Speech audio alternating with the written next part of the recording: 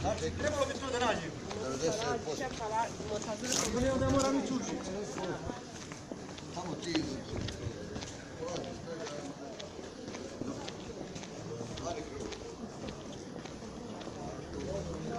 Ako ne, onda moram ići učiti.